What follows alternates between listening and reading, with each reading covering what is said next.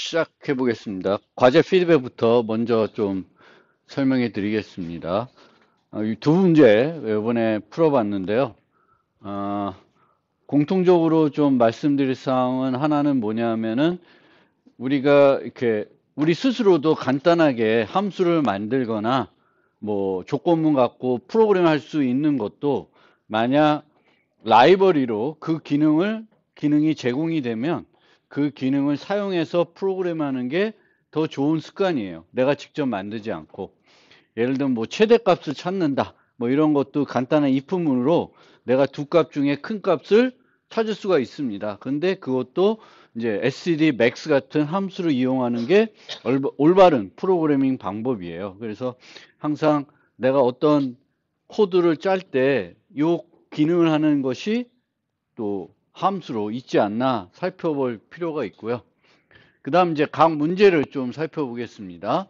첫 번째 문제는 문자열이 주어지는데 이제 공백들이 있어요. 그래서 그 공백들을 이용해 가지고 그 문자가 나타나는 구간이 몇 개가 있는지를 파악하는 겁니다. 그런데 이제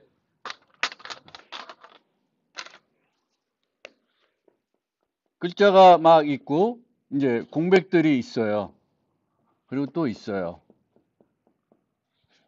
뭐 이런 식으로 있으면 우리가 이제 이 구간을 판단할 때 얘와 얘를 이용해서 판단할 수도 있고요. 얘와 얘를 이용해서 판단할 수가 있어요. 공백 다음에 문자가 나오면 이제 새 구간이 시작이구나. 또는 이제 어떤 문자를 만나다가 공백이 나오면 하나의 구간이 끝났구나. 이렇게 판단할 수가 있는데 이 두 가지 조건을 하나만 이용해 가지고는 모든 경우에 파악하기가 어렵습니다. 왜냐하면 맨 앞에 공백이 없을 수가 있고 맨 뒤에 또 공백이 없을 수 있어요. 그래서 한 가지 내가 조건을 가지고 파악하기가 어려울 수 있습니다. 또 이 문제를 살펴볼 때 우리가 항상 문제를 풀 때 기본적으로는 앞에서부터 이렇게 검사하는 것을 많이 생각합니다. 근데 항상 문제를 거꾸로 뒤에서부터 오면은 뭐가 달라지나 살펴볼 필요가 있어요. 근데 물론 이 문제는 앞에서 보나 뒤에서 보나 차이는 없는데 어떤 문제에 따라서는 앞에서 가는 것보다 뒤에서 이렇게 검사하는 게 더 효과적일 수도 있어요. 그래서 그걸 판단해 볼 필요가 있고 이 문제는 왜 냈냐 하면은 우리는 입력을 받았을 때 그 입력을 그대로 둔 상태에서 검사를 하려고 하는 거예요. 근데 이 주어진 입력을 바꿀 수도 있는 거예요. 내가 편하게 바꿀 수 있는 거예요. 물론 이 바꾸는 비용이 비싸면 효율적이지 않을 수 있는데 아주 간단하게 바꿔서 내가 조건 검사를 쉽게 한다. 복잡하게 하지 않고. 그렇게 할 수가 있으면 입력을 바꾸는 거예요. 그러면 여기서 입력을 바꾸는 방법은 두 가지 방법인데 앞에다가 공백 문자를 하나 넣는 방법이 있고 뒤에다가 공백 문자를 넣는 방법이 있어요. 그러면 요 아까 말씀드렸던 요 조건이 있는데 그거를 하나만 검사를 해가지고 전체 구간이 몇 개인지 파악할 수 있습니다. 그러면 앞에 넣는 게 편할까? 뒤에 넣는 게 편할까? 뒤에 넣는 게 편하겠죠. 왜냐하면 문자열에 앞에다 넣으려고 그러면 다 뒤로 당기고 넣어야 되는 거예요. 내가 넣진 않겠지만 라이브를 써서 넣겠지만 그런데 뒤에다 넣으면은 그거는 비용이 그렇게 비싼 게 아니고 간단하게 할 수가 있는 거예요. 그래서 뒤에다가 공백을 넣고 이제 요것만 이용하면 돼요. 즉 문자를 만나다가 공백을 만나면 카운트를 하나 증가시키면 돼요. 그러면 이제 구간이 몇 개 있는지를 파악할 수 있습니다. 그래서 우리가 문제를 풀 때 이 문제를 조금 바꿔가지고 똑같은 답을 더 쉽게 구할 수 없는지 항상 생각해 보실 수 있어야 됩니다. 그래서 이게 이 문제를 통해서 여러분한테 알려드리고 싶은 테크닉이에요. 이 테크닉보다 입력을 내가 바꿔보자. 똑같은 답을 주는데 내가 좀 더 편하게 답을 구할 수 있도록 입력을 바꿀 수는 없는지 생각을 해보시면 되겠고요. 두 번째 B번 문제는 슬라이딩 윈도우라는 알고리즘 설계 기법이 있는데 그거를 활용하는 기법이 되겠습니다. 그래서 원래는 K개니까 항상 K개씩 다 검사를 할 수가 있어요. 근데 그거는 비용이 많이 듭니다. 그래서 K개씩 비교를 하지 않고 이제 내가 바라보는 윈도우를 하나씩 옮겨가는 거죠. 근데 하나씩 옮겨가면 앞에 거 하나는 빠져야 되겠고 뒤에 거 하나는 추가가 되면 돼요. 그래서 그게 이제 슬라이딩 윈도우 기법입니다. 그러면 원래는 이 K 곱하기 N 비용이 소요될 텐데 기본적으로는 뭐냐 이중 for로 뭔가 검사를 하면 근데 슬라이딩 윈도우를 쓰게 되면은 이제 ON에 이렇게 한 번 쭉 가면 다 문제를 해결할 수가 있습니다. 그래서 슬라이딩 윈도우를 이제 소개시켜 드리는 문제가 되겠고요. 근데 이제 슬라이딩 윈도우를 우리가 작성을 할 때 여러분들이 제출한 답들을 보면은 하나의 포문으로 작성하신 분들이 제법 있습니다. 근데 하나의 포문을 작성하면은 안에 뭐가 들어가냐면 조건문이 들어가야 돼요. 왜냐하면 첫 번째 그 윈도우를 벗어난 경우와 아닌 경우를 구분하게 되는데 그렇게 되면 그 구간을 벗어나는 경우는 한순간이거든요. 한순간만 있는데 그 조건문이 어떻게 되냐면은 계속 반복할 때마다 비교가 일어나는 거예요. 그러면 비용이 비싸겠죠. 불필요한 걸 하게 되는 거예요. 그래서 반복문을 작성할 때 조금 이따 우리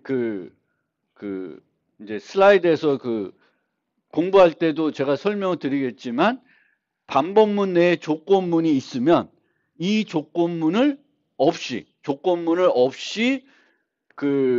똑같은 기능을 하는 걸 작성할 수 없을까 고민할 필요가 있어요. 고민을 해서 만약 그 조건문 없이 작성을 할 수 있으면은 더 효율적인 알고리즘을 만들 수가 있습니다. 그래서 이 예제는 어떻게 하냐면 구간을 나누면 돼요. 첫 번째 구간과 나머지 구간을 나눠 가지고 처리해 주면 돼요. 그러면은 조건문 없이 간단한 어떤 코드를 갖고 이제 프로그래밍을 할 수 있습니다. 그 다음에 학생들이 한 것 잠깐씩 하나만 몇 가지만 지적해 보면은 이제 항상 모듈화를 하는 습관을 길러줄 필요가 있어요. 함수들을 만들어주라는 거예요. 작은 함수들에도 만약 내가 이 함수를 모듈화할 수 있으면 모듈화해서 더 좋은 깔끔한 코드를 만들기 위해서 만드시면 좋고요. 보통 이렇게 메인만 하나 작성을 해가지고 문제를 해결할 수도 있습니다. 간단한 문제는 뭐 그렇게 할 수도 있지만 아무리 간단한 문제라도 이제 필요한 함수들 모듈화할 수 있는 부분들이 있으면 함수로 만들어서 문제를 해결하는 게 좋고요. 그 다음에 이건 수업 시간에 한번 말씀드린 건데 줄바꿈할 때 AND-L을 쓸 수가 있습니다. 근데 AND-L은 비용이 많이 들어가는 거예요. 그래서 너무 자주 AND-L을 하는 건 이제 성능에 나쁜 영향을 줍니다. C++에선. 그래서 줄바꿈할 때 그냥 이렇게 하시면 돼요. 요거를 출력하면 되죠. 줄바꿈 문자를 출력하면 줄바꿈이 됩니다. 맨 마지막에 이제 더 이상 출력할 게 없을 땐 최종적으로는 AND-L 해도 좋은데요. 매번 줄바꿈 할 때마다 AND-L 쓰는 거는 비용이 많이 든다. 그리고 요거 말고 요렇게 하시는 분도 있는데 요것과 요것도 뭐 결과는 똑같아요. 근데 하나는 문자열을 전달하는 거고 하나는 문자를 전달하는 거니까 그런 차이도 있으니까 뭐 문자로 전달하는 게 조금 더 효율적이지 않을까 이런 생각은 드니까 그거를 좀 생각해 보시고요. 특히 중복 코드가 있으면 이건 모듈화할 필요가 있고요. 그 다음에 요 학생 거 한 거 잠깐 봅시다. 위에 이제 모음인지 검사를 하기 위해서 요런 함수를 만들었어요. 요런 함수. 그래서 A, E, I, O, U라고 하는 문자열을 만들고 이제 문자가 이 A, E, I, O, U 중에 하나 있는지 살펴보는 거예요. 물론 실제로는 그렇게 하는 것보다 어디 있어? 그냥 이렇게 하는 게 원래는 더 효율적인 방법이에요. 폼은 쓰는 것보다는 뭐 5개 정도 비교식이니까 더 효율적인 거고, 뭐 얘는 또 레이즈 이밸류에이션 하잖아요. 그 5개 그거를 아닐 경우만 다 비교하지 중간에 만나면 거기서 끝납니다. 그래서 그렇게 하는 건데 뭐 좋아요. 그렇게 이렇게 함수로 만들 수도 있고 이런 방법 저런 방법이 있는데 이런 경우에도 요 AEIOU라는 문자열은 안 바뀌잖아요. 안 바뀌어요. 그런데 이제 저렇게 이제 만든 거예요. 그러면 함수를 실행할 때마다 또 만들고 또 만들고 또 만들게 되는 거예요. 공간에다가. 그래서 그런 경우에는 우리가 뭘 할 수 있냐면 스태틱을 써줄 수 있어요. 스태틱도 쓰고 뭐 컨스트도 붙여도 돼요. 왜냐면 안 바뀌는 거니까. 그래서 이런 변수를 선언할 때 이제 지역 변수 같은 건데 예를 들면 배열을 내가 만든다. 지역에. 그런데 그거를 그러면 100번 호출하면 뭐 100번 그 배열을 만들잖아요. 그런 경우에도 이렇게 스태틱을 붙여주시면 조금 더 효율성을 높일 수가 있습니다. 매번 이 함수는 무지 많이 호출해요. 문자에 있는 한 문자마다 다 이게 모음인지를 호출하는 거거든요. 그래서 비용이 비싸집니다. 또 별 크게 차이는 없지만 이런 경우에도 여기다가 뭘 넣을 수 있냐면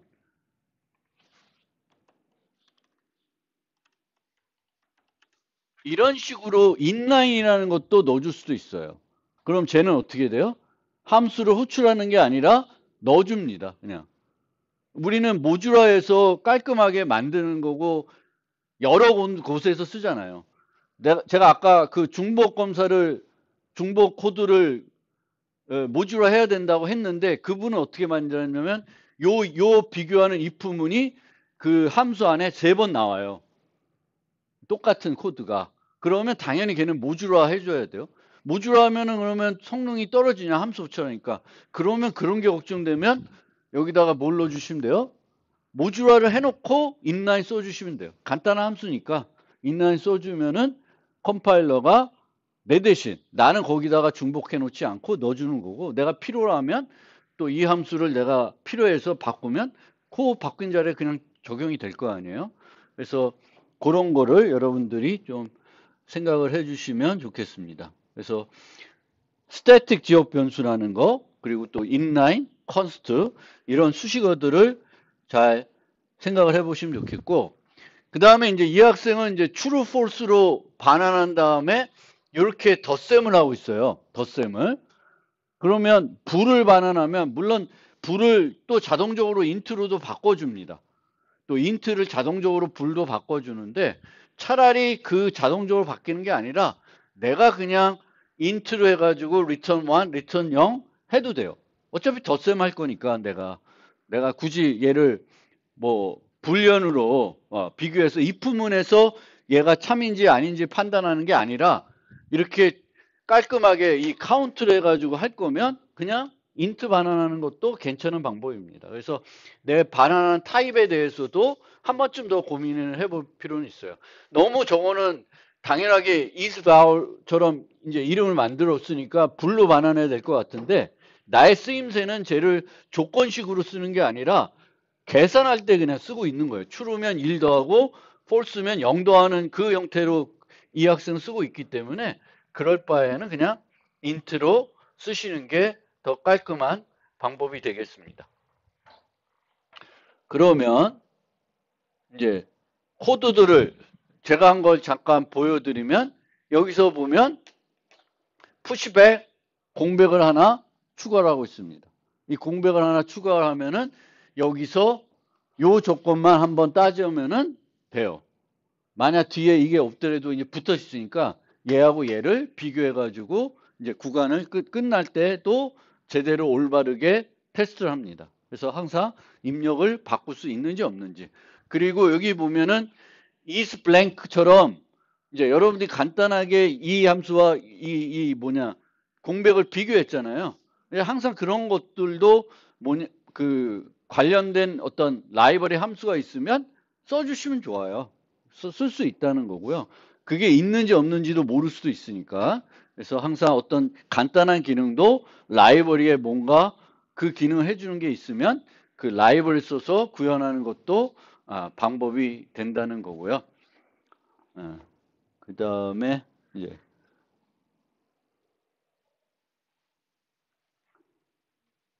요거는 조금 제가 기교를 조금 하나 부렸는데 뭐 이게 중요한 기교는 아닐 수 있는데 우리가 이제 문자 열들을 분석하다 보면 항상 또 그 A를 빼주고 뭐 이렇게 해가지고 이제 그 0에서 25로 바꿔가지고 처리하는 경우가 많아요. 근데 그거를 한 번만 하는 게 아니라 계속 할 때가 있습니다. 그래서 그럴 경우에는 어떤 식으로 할 수 있냐면은 이것처럼 한 번에 다 바꿔놓는 거예요. 인트 벡터로 이제 문자들을 이제 코드로 다 바꿔놓는 거죠. 그래서 이런 식으로 뭔가 바꿔놓을 수가 있다. 바꿔가지고 처리하면은 이제 어떻게 처리했냐면 이제 뭐 애플이라는 게 정수로 0 얼마 얼마 얼마 얼마 이런 식으로 됐겠죠. 그렇죠? 리스트로. 그러면은 이제 위에서 어떻게 처리하고 있냐면은 26개짜리 정수 배열을 만든 다음에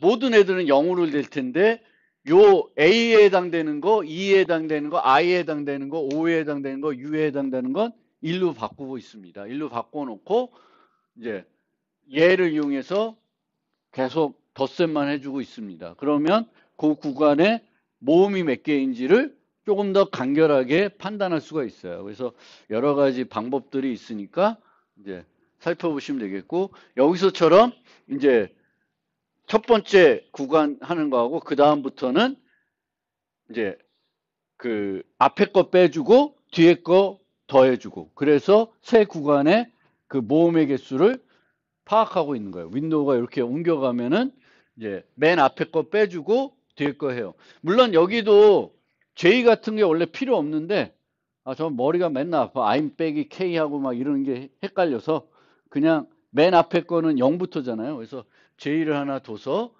J를 하나 추가해가지고 J를 증가시켜주면서 처음에는 0번째 있는 거, 첫 구간은 이제 두 번째 구간은 0번째 걸 빼줘야 되겠고, 그 다음에 1번째 이렇게 가니까, 그렇게 해서 만들고 있고, 최대값 구하는 것도 이런 std max를, 이런 형태를 우리가 많이 프로그램에 씁니다. 그래서 그거 좀 알아두시면 되겠고, 이 부분은 하는 방법은 뭐 여러 가지가 있어요. 아까는 K까지 갔는데, K까지 가지 않고 하나 전까지 가는 거예요.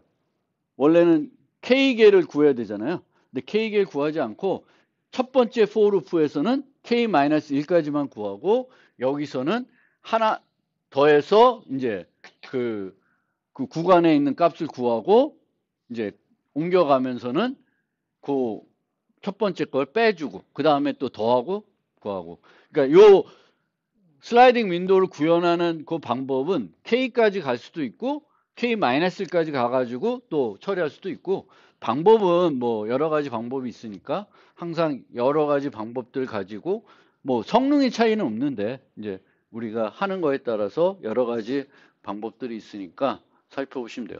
그래서 이런 식으로 코딩하면은 이 폼은 내에는 조건문이 없는 거죠. 조건문이 없으니까 조금 더 효과적으로 이제 프로그래밍이 가능합니다. 자, 그렇게 해서 피드백 드리고 진도를 나가 보겠습니다. 반복문을 살펴보고 있었고요.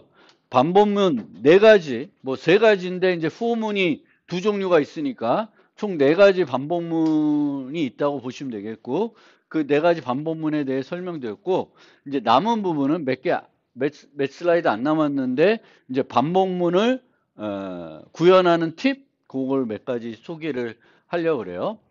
첫 번째로는 이제 우리가 조건식을 작성할 때도 뭐 얘를 써야 되는데 얘를 쓰고 이런 경우는 좀 드문다는 거 얘기했죠. 그 정도까지는 우리가 잘 모르는 건 아니니까 맞게 쓰는데 얘를 써야 되는데 얘를 쓰거나 또 얘를 써야 되는데 얘를 쓰거나 뭐 이런 경우는 종종 있는 거예요. 그래서 마찬가지로 이 반복문에서도 종료를 위한 조건식이 필요할 거고 그 종료하다는 조건식에서도 이런 실수는 안 하는데 얘를 얘로 바꿔서 쓰는 실수를 종종 하게 되고요. 쟤뿐만 아니라 또 뭐가 있냐면은 반복문에서는 이제 초기 값이 있어요. 반복문에서 막 바꿔야 되는 어떤 변수가 있는데 걔를 이제 초기화해 놓고 뭔가 반복하면서 바꾸겠죠. 근데 그 초기 값을 내가 잘못 설정하는 경우가 있습니다. 0으로 설정해야 되는데 1로 설정하거나 1로 해야 되는데 0으로 하거나. 근데 이렇게 뭔가 잘못을 했을 때 최종적으로 결과는 10번 반복해야 되는데 100번 하고 무한루프 되는 건 아니고 보통은 10번 해야 되는데 9번만 하거나 10번 하는데 11번을 하는 그런 실수들을 많이 한다는 거예요. 그래서 그런 실수들을 우리가 뭐라 그러냐면 off by one error라 그래요. 영어로. 한 끗 차이 오류다. 그러니까 반복문은 우리가 실수했을 때 막 아까도 얘기했죠. 10번 해야 되는데 100번 하고 1000번 짜게 만드는 사람은 많지 않다는 거고요. 똑같은 이름인데 조금 다른 이름으로 불리는 게 fence post error입니다. 얘도 같은 말이에요. 똑같은 말인데 왜냐하면 이 기둥과 이 펜스의 차이가 하나 차이가 나요. 이제 이 펜스는 두 개인데 기둥은 두 개 세우려면 세 개 필요하거든요. 요 하나 차이 오류를 우리가 펜스 포스트 오류 또는 off by one error라고 그럽니다. 그래서 이런 오류들을 그러면 우리가 어떻게 해결할 수 있냐 하면은 그때 프랑스 국기 때도 설명드렸지만 간단한 예제 갖고 해보는 거예요. 테스트하는 게 되게 중요한 겁니다. 여러분들이 저지 사이트를 이런 문제를 풀면서도 여러분들이 기르게 되는 건 테스트 데이터를 어떤 걸로 테스트를 데이터를 내가 해봐야 되는지를 고민해 보겠죠. 내가 틀렸으면은 내가 어떤 테스트 데이터에서 내 코드가 통과가 안 되는지가 궁금할 거예요. 리트 코드 같은 경우에는 내가 틀린 그 테스트 케이스를 보여주죠. 그래서 그런 것들을 우리가 그런 게 문제가 없을 수가 있습니다. 왜냐하면 우리가 응용을 만들게 되면은 우리가 스스로 뭘 해야 돼요? 우리가 스스로 테스트 데이터를 만들어서 내가 만든 함수를 검증을 해야 되는 거예요. 그래서 그런 것들을 간단하게 손으로 해볼 수도 있고 또 프로그램을 짜서 해볼 수도 있고 또 아까 같은 예제 그 슬라이딩 윈도우 쓴 예제 있잖아요. 그 예제의 경우에는 우리가 그냥 기계적으로 짜면은 이중 포르프로 짤 수가 있잖아요. 그럼 이중 포르프로 짜는 건 어렵지가 않을 거예요. 그럼 그렇게 짜놓고 그걸로 뭘 만들 수 있어요? 테스트 데이터를 만들 수가 있어요. 그래서 걔랑 내가 새롭게 슬라이딩 윈도우로 만든 효과적으로 개선한 알고리즘과 값이 똑같은 걸 주는지 안 주는지 보면서 내 거가 잘 돌아간다 안 돌아간다는 거를 검증할 수가 있습니다. 그래서 테스트 데이터가 상당히 중요하다라는 거고요. 그 다음에 요거는 뭐냐면은 반복문을 작성하는데 직관적으로 생각을 하면은 그 종료 시점이 루프 시작이나 루프 끝이 아니라 루프 중간에 중단해야 될 수가 있습니다.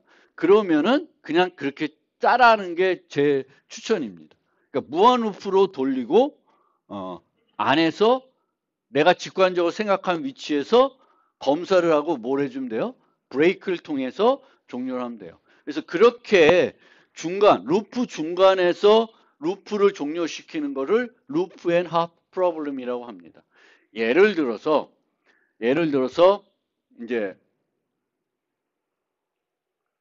마이너스 1을 입력할 때까지 받아들여야 돼요. 정수를. 마이너스 1이 들어올 때까지 입력받은 다음에 뭐 합계를 구한다든지 평균을 구한다든지 해야 된다.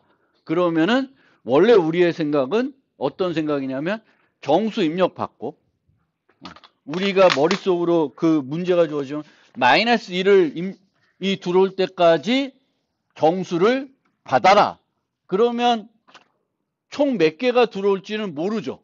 총 몇 개가 들어올지 모르니까 for문으로 작성하는 것보다는 뭘로 작성해요? 화일문으로 작성하는 게 관례라 그랬고요. 입력을 받고 검사하고 검사했는데 문제가 없으면 뭐 합계를 계산한다든지 뭘 하면 되겠죠. 그럼 요게 계속 반복이 되는 거잖아요. 그리고 요 검사에서 요때 브레이크를 하는 거예요.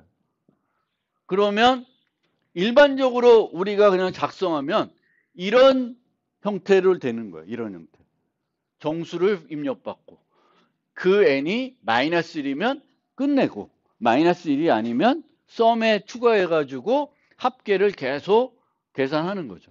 저게 더 직관적이라고 저는 봐요. 근데 옛날 제가 공부했을 때, 그 학교에서 그 수업을 들을 때는 그때는 브레이크를 쓰면서 그 반복문을 작성하면은 안 됐어요. 브레이크 없이 코드를 짜야 제대로 된 코드다. 막 이렇게 해가지고 숙제를 막 내줬어요. 브레이크 없이 짜라고. 근데 그거는 잘못된 거예요. 오히려 브레이크를 써가지고 더 직관적이면 그렇게 쓰는 게 더 맞아요. 가독성에도 좋고요. 만약 브레이크를 안 쓴다. 그럼 어떤 식으로 되냐면 이런 식으로 보통 만들게 돼요. 이렇게 되면은 어떻게 되냐면 반복문 전에 입력이 나오고 반복문 안에 또 나와요. 그럼 이게 뭐예요? 코드가 중복되죠. 코드가 중복될 뿐만 아니라 n이라는 변수의 가시 영역은 어떻게 돼요? 반복문 내가 아니죠. 밖에서 벌써 하나 받았기 때문에 그 안에서도 밖에서도 존재하고 안에서도 존재하는 거예요. 근데 이렇게 되면 이 n의 변수는 어디로 제한돼요?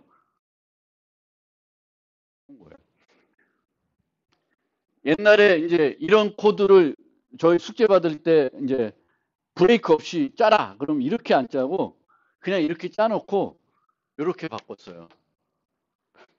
그 변수 하나 도입해가지고 브레이크는 없애고 이 변수 써가지고 했던 기억들이 많이 나요.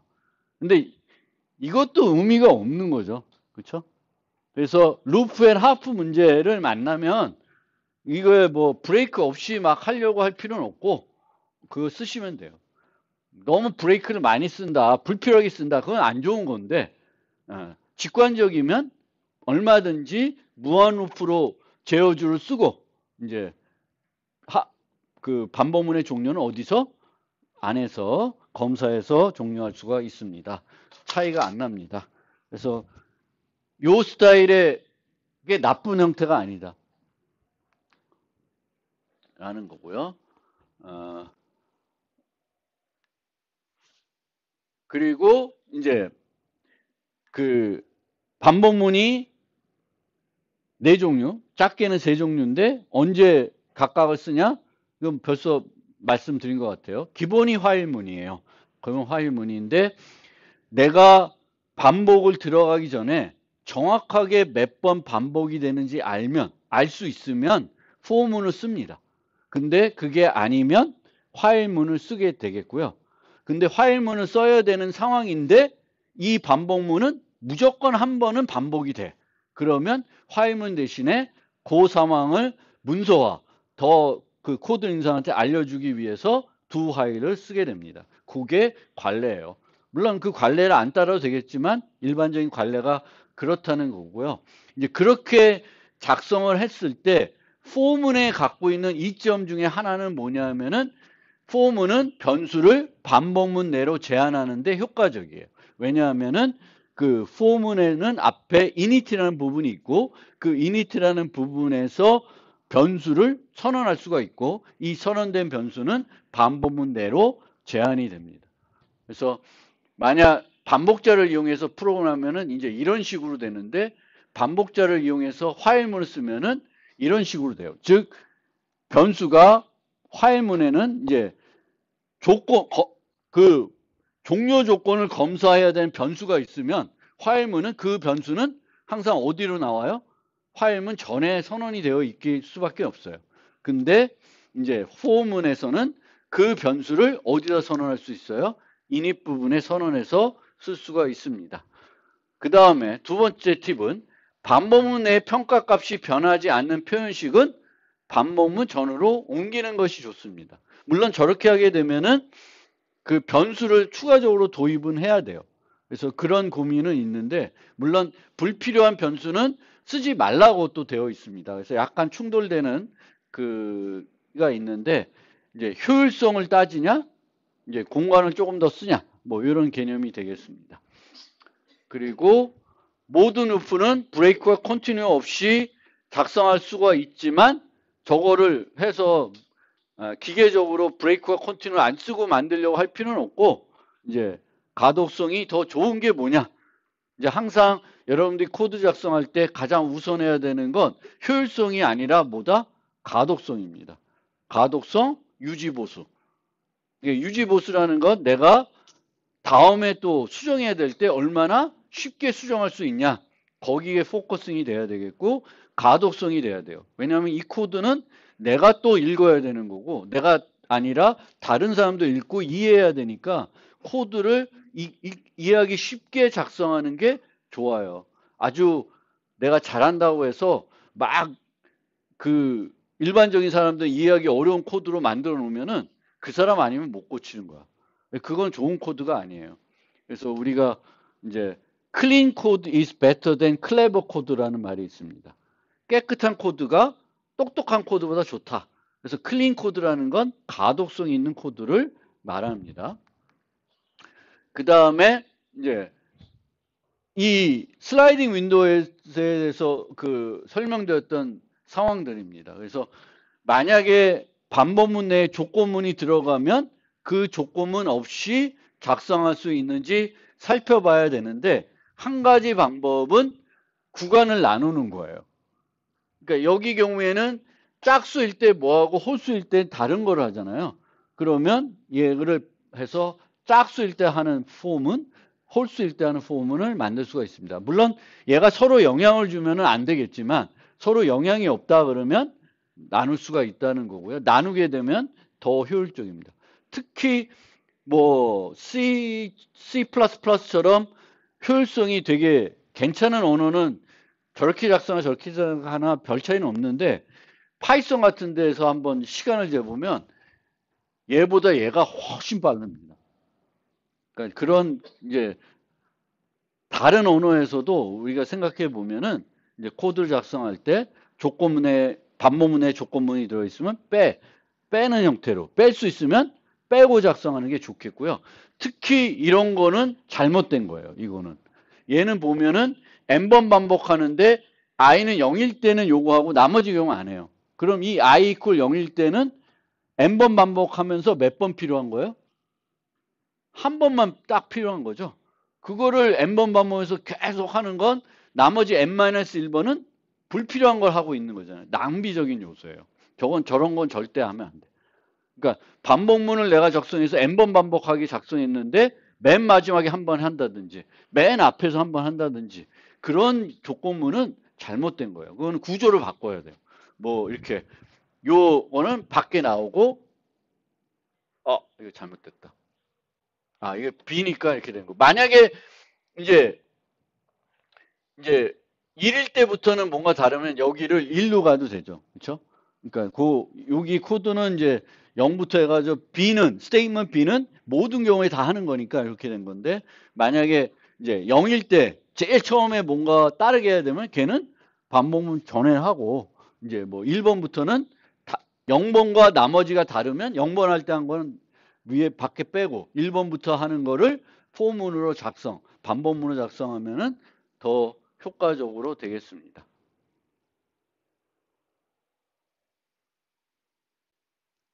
그 다음에 어떤 반복문을 작성하는데 검사를 하고 있으면은 일찍 종료를 시킬 수가 있어요. 끝까지 안 가고 일찍 종료시킬 수 있는 경우들이 많이 있습니다. 반복문에서.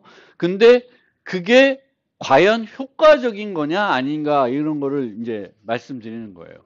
그래서 요 예제는 어떤 예제냐면 이제 그 벡터에 정수들이 쭉 주어져 있어요. 근데 이 정수들에 중복된 요소가 있는지 없는지 살펴보고 싶은 거예요. 중복된 요소가 있는지 없는지.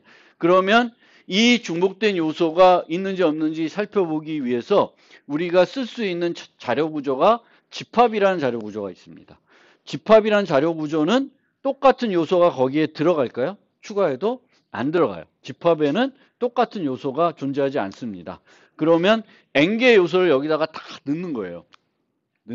그러면서 넣으면서 들어가면 얘는 새로운 거고 안 들어가면 중복되어 있는 거죠.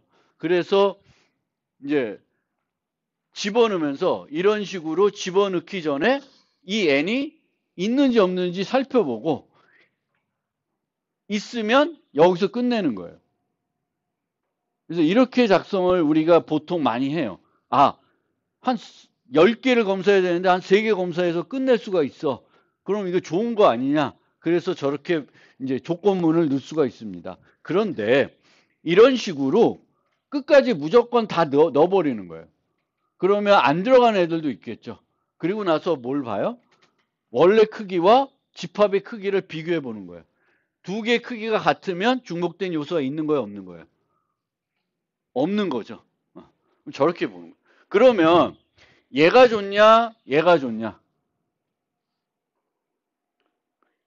얘는 만약에 중복된 요소가 없으면 이 비교는 뭐예요? 낭비적인 요소가 돼요. 왜냐하면 같은 애들이 없고 다 다른 애들만 늘 있어. 대부분의 데이터는 중복된 요소가 없어. 그러면 얘가 시간을 다 잡아먹어요. 그래서 차라리 그냥 이렇게 더 깔끔하게는 그냥 이런 식으로 집합 자료를 만들면서 그냥 초기화로 벡터를 줘버리면 그 데이터 갖고 집합을 만들어 버려요. 내 반복문을 만드는 게 아니라. 그러니까 얘는 내가 반복해서 집합을 만든 거고 얘는 내 대신에 그 집합을 생성할 때 그 초기화해주는 문법에서 대신 해주는 거죠. 그래서 저런 식으로 코딩하는 게 훨씬 일반적으로 봤을 때 효과적입니다.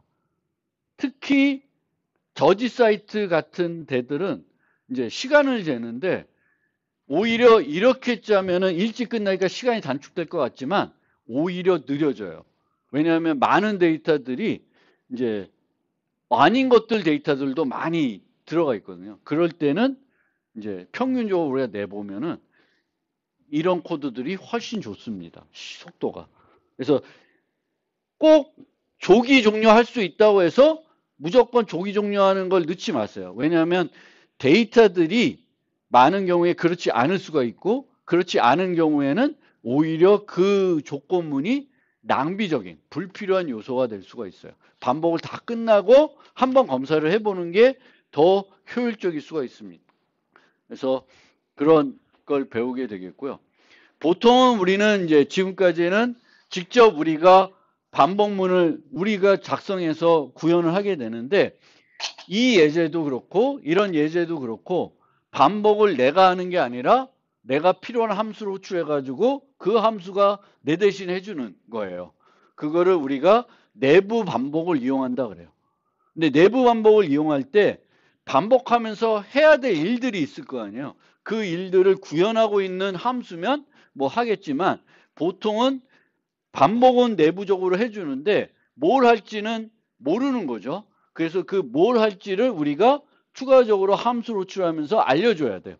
근데 뭐 할 수 있는 기능을 알려주기 위해서는 우리가 프로그램에서 기능을 알려줄 때 뭘로 알려줘요? 함수로 알려주는 거잖아요. 그래서 이제 함수 프로그래밍이라는 건 뭐냐면은 함수를 일반 정수처럼 다른 함수에 전달할 수 있고 함수의 결과로 함수를 반환할 수 있고 변수에 함수를 저장할 수가 있거든요. 그래서 함수 프로그램에서는 이런 식으로 함수를 여기 좀 희한한 문법인데 나중에 설명드리겠지만 함수를 인자에 정의해가지고 함수 호출을 정의해가지고 전달해 줍니다. 그럼 이 for each 함수는 반복하면서 각 요소에 대해서 이 함수를 수행합니다. 그래서 이제 나중 여러분들이 조금 더 고급적인 C++ 프로그래밍을 하거나 또는 다른 언어 파이썬, 뭐 자바 같은 거 할 때에도 고급적인 프로그램 하게 되면은 내가 직접 반복문을 작성하는 게 아니라 이제 반복 자체는 라이브러리에서 해주고 나는 라이브러리한테 반복하면서 뭘 하고 싶은지 그 하고 싶은 일만 만들어서 전달해 주면은 걔가 해주는 거예요. 그래서 그런 식으로 프로그램들이 이제 많이 바뀌고 있다. 내가 직접 반복문 작성하지 않고 하고 있습니다. 뭐 요거는 살펴보면 될 것 같고요.